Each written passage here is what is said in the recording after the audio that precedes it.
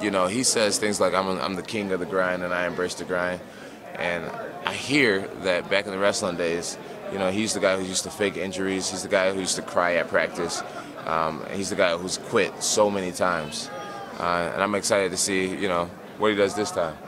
You know, he says that he lost the NCAAs and he lost in the Olympics because he was meant to win this. That doesn't even sound right. That doesn't even sound right. So I'm like, you lost in your 20s because you're meant to beat me.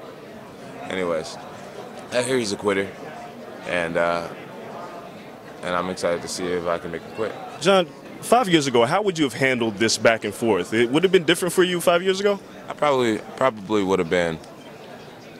I don't know, man. It's hard to say. I probably wouldn't have.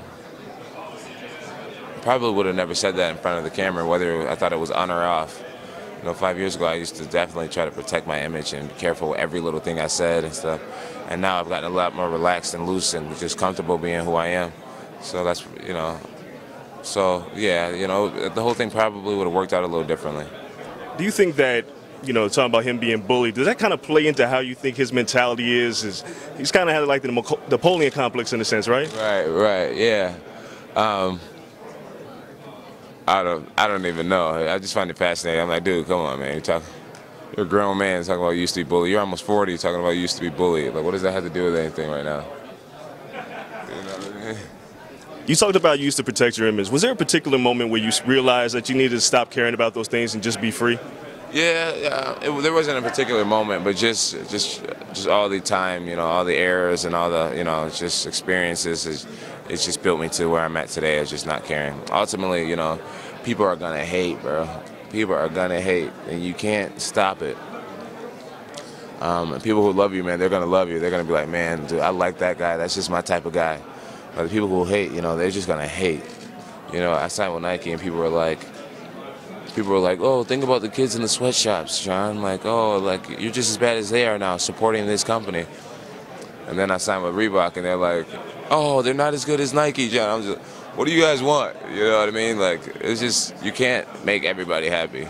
And I know that now more than ever. And so now I just don't care. I don't care what people think. This fight is an interesting fight because, you know, we know what Daniel can do. You always come out a little bit different in every fight. Do you think the opening minutes of this fight is going to be very important to how this fight plays out? Yeah, I think the opening minutes can be important to how the fight plays out. I'm planning on setting the tone right away, round one. And, yeah, that's what I'll do. You seem interested in testing out his wrestling also. Oh, yeah, I'm going to test his wrestling out. You know, I think a lot of people are afraid of him. Like, you know, they don't believe that they can take him down. And I believe I can. I got these long arms and I'm fast. And my shots are always instinctual. So I don't go out there looking for the shot. I feel the shot. I shoot when I have to. And my instincts always gets the takedown. So I know I'll get him down. Did you run into Cormier yesterday at the at the workouts yesterday? No. Have you seen him at all the other week? Yeah, I saw him in the lobby.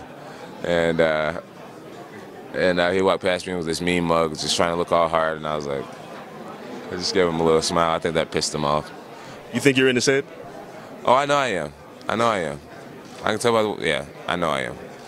But, I mean, it's not a bad thing. I should be in his head.